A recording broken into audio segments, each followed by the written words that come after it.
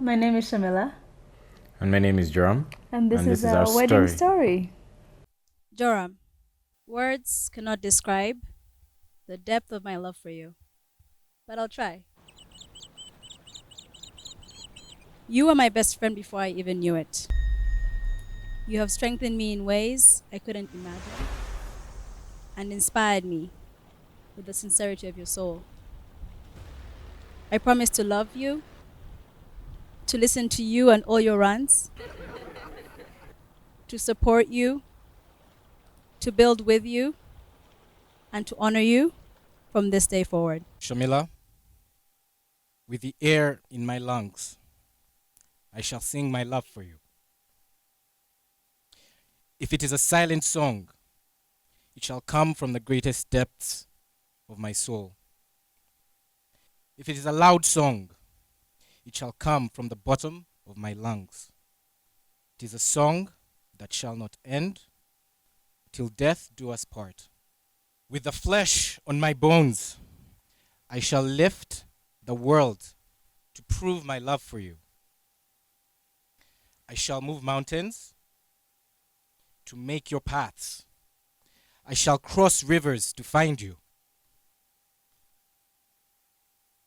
I shall grow wings to pull the sky to your feet.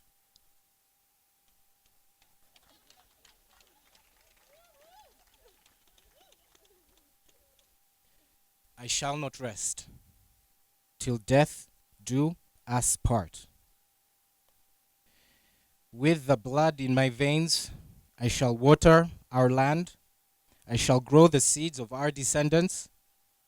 I shall quench your thirst, and I will bring you life till death do us part.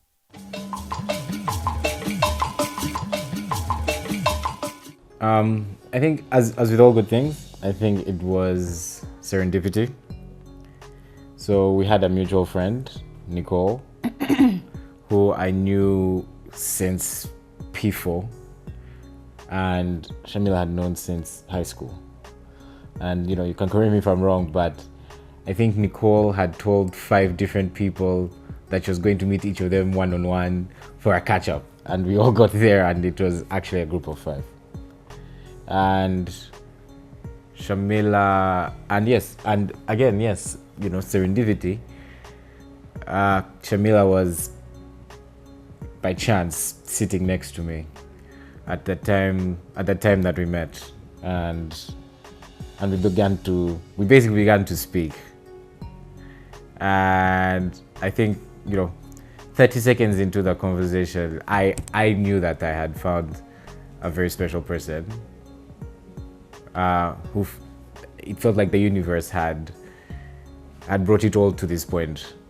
And you can continue Continue with what? with how we met. So yeah, we met at the Nicole's thing. She forgot to introduce us. Then we actually did not start dating until a couple of years later. Yeah. Because I was in the US at the time. He was in the UK. He had just come out of a long distance relationship. Didn't believe in long distance. Was anti-long distance. So we're friends for a couple of years, and I think that was actually one of the best things about the relationship, is that we were friends for a very, very long time before we actually started dating. Which means I think we have continuous empathy for each other and a deep understanding of who we are as people, which has always been a great thing. Yeah. So I think a few years down the line, I think I made a decision that I made an executive decision that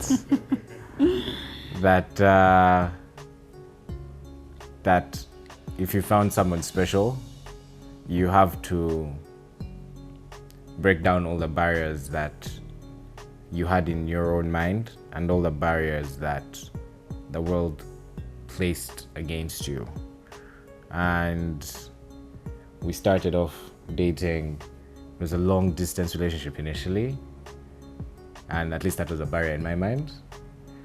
And then a barrier that the world had set was broken when Shamila decided to move to London, and I think that propelled us within our relationship at that early stage. I think we've been officially together for, correct me if I'm wrong, but is it 7? Is it 7 years? Really? I think it's 6. 2013 we met. We met in 2013. Christmas. Uh-huh. And then we started going out In 2015. Christmas 2015. Yes. Yes. Yes. So 6 years as at December 15th. 17. It's Mid-December. 15th. Mid-December somewhere. So 6 years, and we're in our 7th year. The proposal. So, well, when did I decide that it was Shamila? I think the first day I met her, I realized that. Love at first sight. Love at first debate, really. Love at first. Love at first debate, because when Shamila and I met, I think it was interesting because when Shamila and I met, we met through conversation, and it was a very robust debate at the time. I think it was interesting because it was the sort of debate which exemplified each of our characteristics, each very strong characteristics in each of us.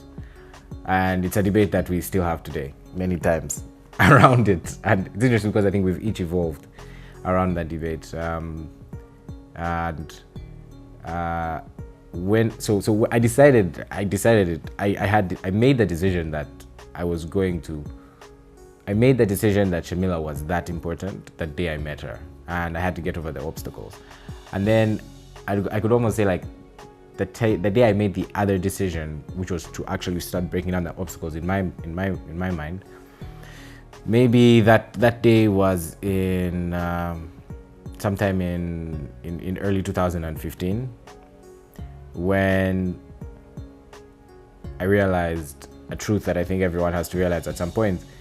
You do not get very many opportunities to meet the love of your life, and you have to. And when those opportunities come, you have to take them with 2 hands. So for me, I realized it at a point in. I think it was maybe you could call it February 2015. That this was something I had to do. And then, how did the proposal happen? Was the second question. So it was mid-COVID. I had many proposal ideas, and unfortunately, COVID actually had stopped many of them. And this was actually March of 2000, and this was around actually early 2021. 2021 has been a crazy year for me. But so the way it happened was that I realized that we couldn't get out. First and foremost, we had just moved into our new house in London, and I wanted the proposal to be outside, to be in a new place, and we couldn't do that. But what I tried to do was to create a picnic inside the living room of the flat. It was a flat that we had just moved into, so we didn't have that much furniture and so forth. A picnic was possible. But a picnic was possible. And as it turned out, I think it was like the most beautiful thing we could ever, one of the most beautiful proposals we could ever have, so to speak, because every day when we go into the flat, like, we know that this was the spot where it happened, so to speak. Yeah. It was also her 30th birthday. So it was many things that happened. We had just moved into a new flat. It was her 30th birthday, the day I proposed. And yeah, I have a video of the whole thing. But maybe that's for another interview. What about Joram? So much. Joram is He's my best friend, my partner in crime. The first person I call with good and bad news. Sometimes the person I call with very, very small decisions that I should take on my own, but he always listens. He's smart, he's courageous, he's fearless, he's thoughtful, he's relentless. He's annoying, he's argumentative, he's stubborn, but he's thoughtful, always searching for truth. And I would say always seeing the best in people and the best in me. And yeah, those are some of the best qualities. He's also beautiful. Look at him. Put sheer butter on his skin. His face is shining. Has a magnetic smile when he decides to smile. And an incredible charisma about him. So, what's not to love? All the best adjectives. I know he's blushing. Look at him. Yeah. It's an interesting question that, what is it that I love about Shamila? And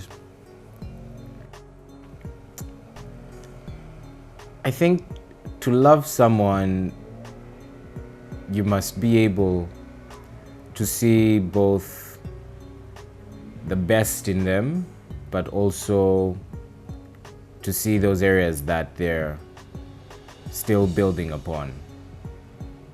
And I think you only truly get to love someone when you're able to see both sides of that coin and to want them in that completeness. And that's what I love about. And so what I love about Shamila is that I think first and foremost, she completes me and she complements me. I have several characteristics and she has complementary characteristics which make us together better. She has weaknesses and in areas that I have strengths, and I have strengths in areas that I have weaknesses in areas that she's strong. And I love the fact that we fit together like a lock and key in so many areas of life. And I love the fact that Shamila will know the areas of her life and areas of her persona that she's still working on. And she takes this imperfection, and over time she has grown as a person. And I believe I would say that a similar thing has happened to me, whereby because of Shamila, I have seen the areas of my own life and my own character that are weak, that can be improved, and every day I strive to improve on those and become a better person, because it is because of Shamila that I feel like I'm a fuller, better person, a better friend, a better brother, and hopefully a better husband going forward. It's because of Shamila in very many ways. She's been one of the greatest influences in my life. I love Shamila's smile. She smiles. She smiles a lot. She smiles a lot. I love her. I love her energy. She's decidedly positive about life, and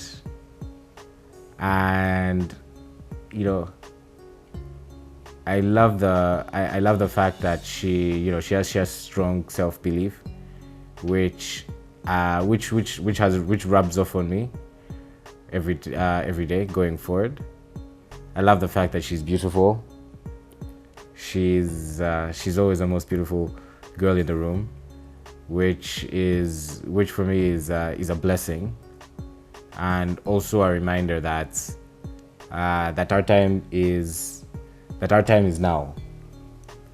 It's something that she reminds me a lot, to live in the present, and not to forget that and not to forget that, like, we have to appreciate what we have now, even if it's little. It is very lot in the context of just how short our lives are in the grand scheme of things. So I love everything about Shamila, the good, the bad, and it's a complete package that I look forward to living with for the rest of my life. There's no bad, Joram. You're lying. There's so many. Yeah. As a single memory, Our wedding day just happened. our wedding day was.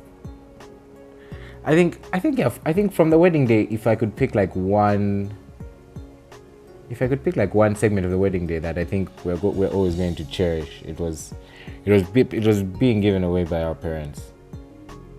I think it was being given away by our parents because I don't think that will happen in anyone else's life. Particularly the way it happened here. We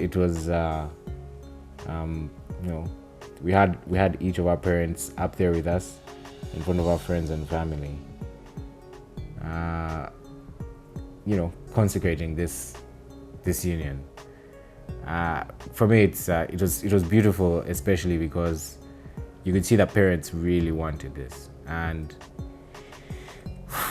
we made that decision. We finally made that decision that's how it would happen. We finally made that decision, a few days prior, because we were so afraid that the parents wouldn't want it. But it was one of the most beautiful experiences of my life. I think it's one that we'll cherish together. Agree. My other favorite memory is seeing Joram crying as I walked down the aisle. That was always my dream, that you would weep when you saw me. So I'll never forget that either. He didn't cry. I was so upset. I was like, he's not crying. Why isn't he crying? At least I got my tears. Yay! Look, I think we have to like the blessing ceremony. We designed that from broadly speaking, from scratch, and that was really powerful. I think the fact it was really we took a lot of inspiration from our civil ceremony and so forth, and from, of course, various wedding ceremonies across different religions. But that for me was powerful. I think I got quite emotional with seeing my little brother and Shamila's little brother saying the interfaith prayers at the start, because I think when I saw them say them, and I felt you could feel the crowd, you could feel the guests hold their breath, because they also knew that, wow, this is it's almost like everyone's eyes were being opened to the spirituality that is underlying all sense of religion, and in the context of marriage, to have Joel and Ibra sort of say those beautiful words right at the start, that was really beautiful. Yeah, I agree. I think the blessing was just stunning. I think your vows were very intense. Very, very intense. But I think they were for sure the highlight of the blessing. They're all everyone could talk about, and I loved them too. It was great to see you express the depth and intensity of your love for me. So it was fantastic. I also really enjoyed the parents' speeches. Yeah. I think my parents' speech was very emotional for me, actually. Yeah. They've been so supportive of our relationship, of this day, of the Kwanjula.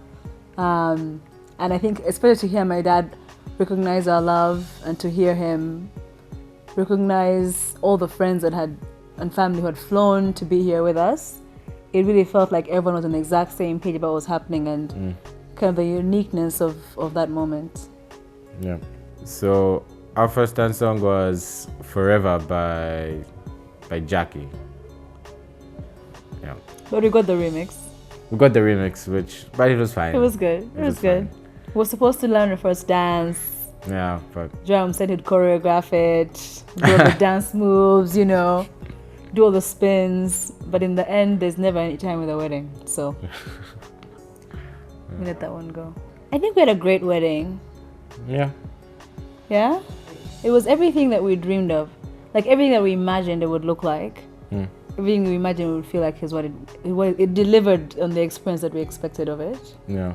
But it was hard work to pull together. Yeah, so it was very important to Joram, especially, but also to me to get married here. And we only thought about a couple of venues. Joram's older brother had gotten married at Chigo.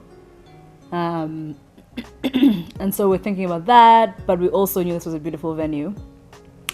So I think Mom and our wedding planner, Fenella, came to scout it sometime in April, and we knew it was perfect. The view was incredible.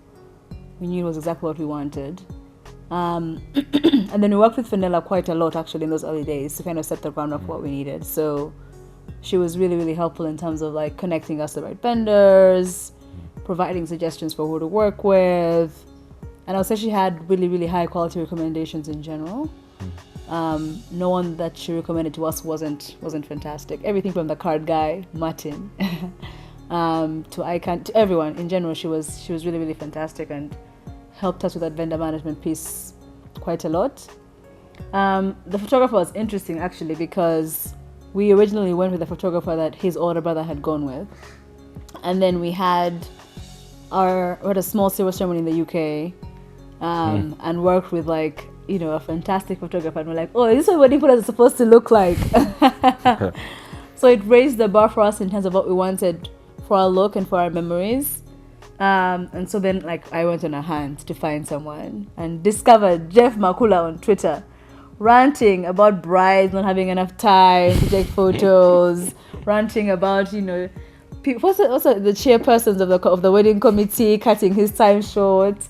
I was like, this is the right energy to have as a wedding photographer. And obviously, he had seen some beautiful work from a few weddings of friends of mine that he had worked with, and some colleagues, and we just knew that he was the right fit for us. So we fired our old photographer. We still didn't get the deposit back, and chose to work with Jeff and his team. And honestly, that's been one of the highlights of the experience. I would say like the photographer, Eye Candy, was fantastic. She really, I think, understood our vision. Yeah, I can't who did the decoration. The decorations, yeah. She really, really she's like, what do you want? You want great chairs? You can have great chairs. She really, really, came from that perspective. All the vendor experiences that we had, to be honest, were excellent. Tony, the cocktail guy, people are still telling us about his cocktails today. Oh, yeah.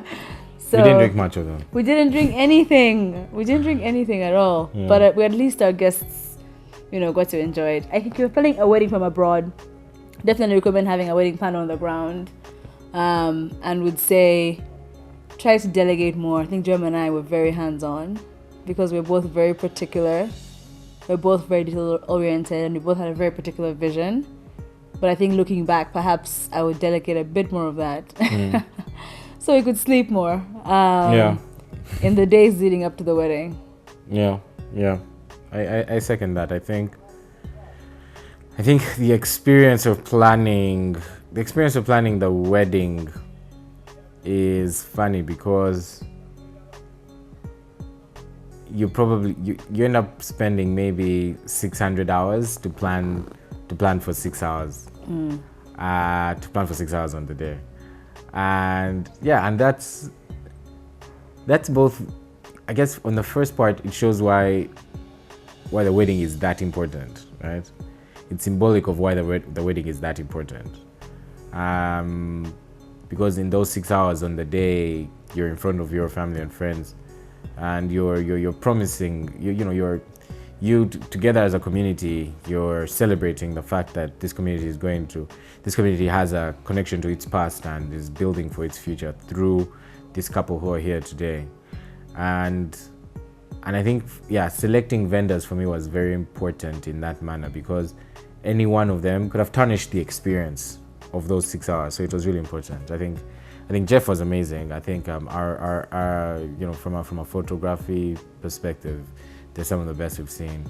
and also of course our MC Brian. Oh yeah, Brian Brian Malondo. Malondo, And who DJ Brian did as well. an exceedingly good job. Yeah, he was fantastic. The DJ did an exceedingly good job. DJ So Brian. Lillian and the really Sundowners, people yes, loved the Lillian. band was The band was amazing. fantastic. Yeah, there was a live band, by the way. They did really well. And Munyonyo as well, I think they have a tough reputation, but we honestly had a fantastic experience. None of our guests got anything stolen. Everyone had fantastic food. The food was really, really, really great. The chefs, I think, did a tasting with us and were very thoughtful about what exactly they could deliver for us, given our specifications. Everything was just great. I would say in general, to be honest, I had no negative vendor experience. Yeah. Shout out to Sean and Imani, who showed up at 7 a.m. instead of 5 a.m. as well. And let you sleep. And let me sleep. Otherwise, I would have been a very, very grumpy bride. Do.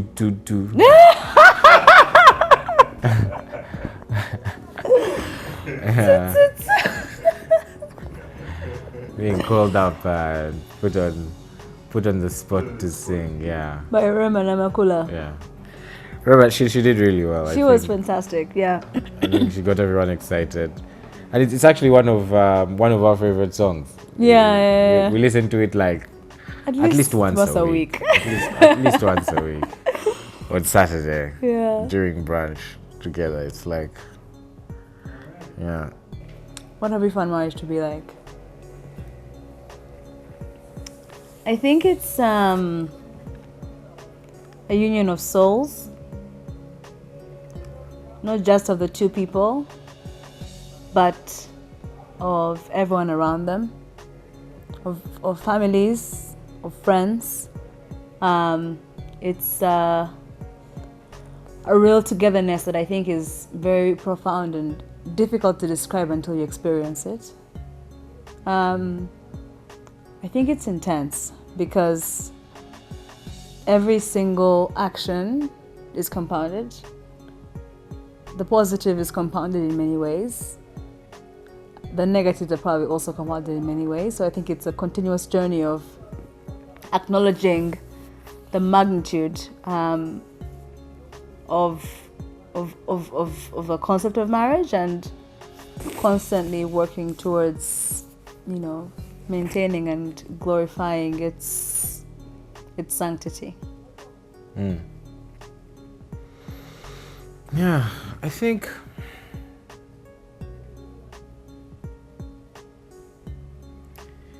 the way that marriage feels for me is it's, and I think in the first part, I think a lot of people say this, but it feels like building a house, right? Every almost all houses, if you look at any house, it's, you can't tell the difference in what a house will look like when it's complete. You can't tell the difference when you look at foundations, right? So the foundations of any house sort of look the same. They try to be as solid as possible, to go as deep into the ground as possible. And that feels to me like what the courtship stage through to the point of marriage is like.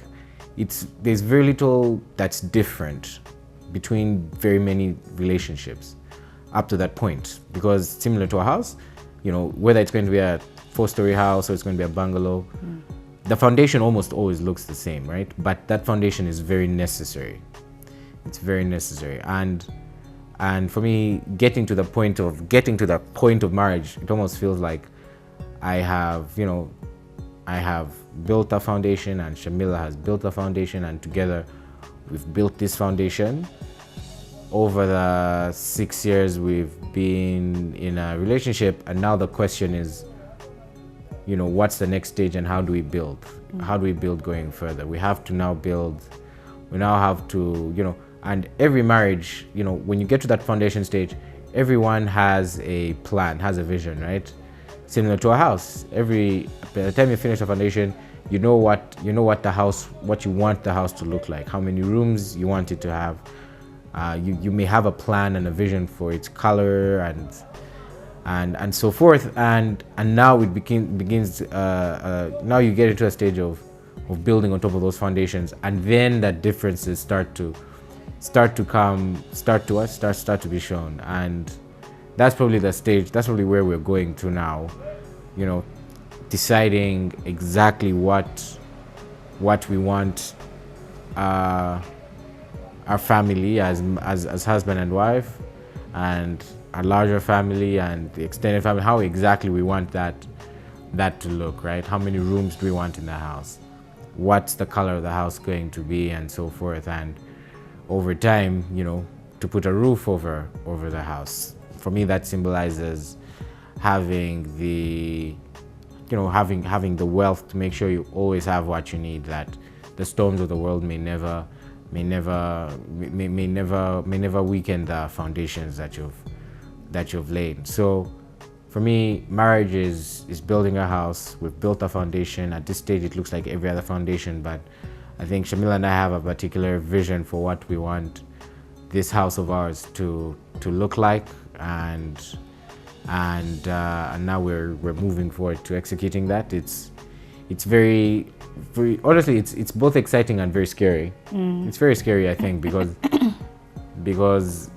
we're going to do something, because the next stage, you know, you have to change as a person. You have to change as a person, and I hope that we change together in a way that only makes us love each other more.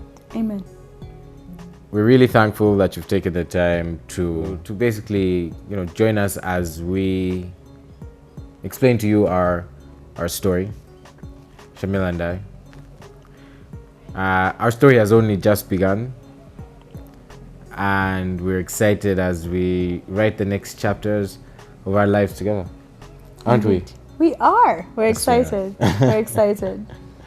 And give Jeff your dollars, eh? It's worth it. It's worth it. It's worth it. It's worth it. He did really well. He did really, really well. All right. Bye.